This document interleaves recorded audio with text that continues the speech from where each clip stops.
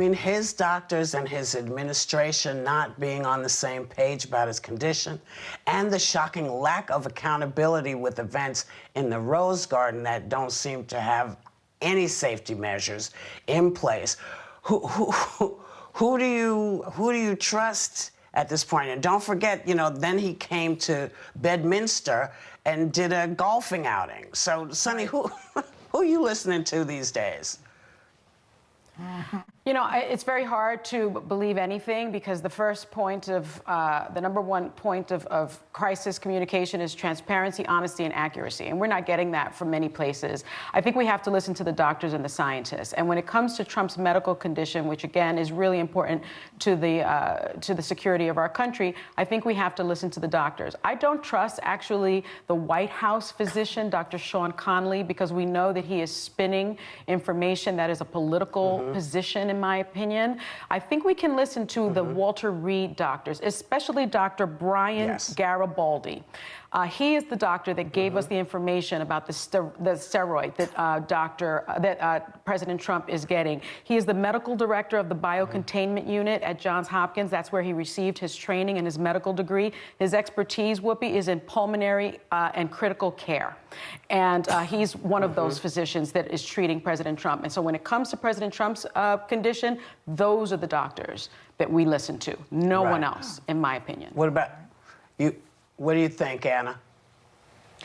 It's hard to figure out who to believe or if to believe anybody at all. Listen, the Dr. Conley who came out and gave the report, he was very cagey and evasive at trying to answer basic questions about whether he ever was on oxygen or not. And then what he says does not you know, fit in with what Mark Meadows says. And then the timeline doesn't fit in with anything. So look, let me tell you this. When you become president of the United States, you get a great plane, you get great Secret Service protection, you get a great limo, you get a bunch of things. What you don't get is privacy. Because the American people deserve the right of knowing what is happening with the president of their country. It is a matter of domestic security. It is a matter of national security. And we deserve the truth. And I think most of us are not feeling like we are getting transparency from this White House. And that is just not acceptable again. And it is why so many people don't trust the institutions anymore. Right. What do you think, Joy? Is it who do you think you should be listening to? Well, the guy, Dr. Sean Connolly, he came out and he wanted to give an upbeat answer to what's going on. I don't like upbeat when it comes to medicine. If I want upbeat, I'll call Kathy Lee Gifford. I'm not going to call a doctor for that. But as far as Trump's condition is concerned, it is what it is. I'm more worried about everybody else right now. So I'm going to be listening to Dr. Fauci and Sanjay Gupta, particularly Dr. Fauci, who has been at the forefront of this entire thing. Trump will be, as Anna points out, he'll be taken care of quite nicely, thank you very much. Let's worry about everybody else who's been infected and who will be infected because they're listening to him. What about you, Sarah?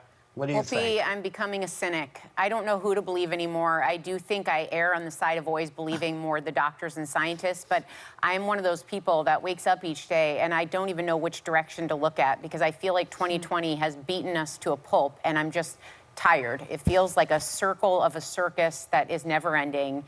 Maybe it's because it's a Monday. Maybe it's because I didn't sleep much last night.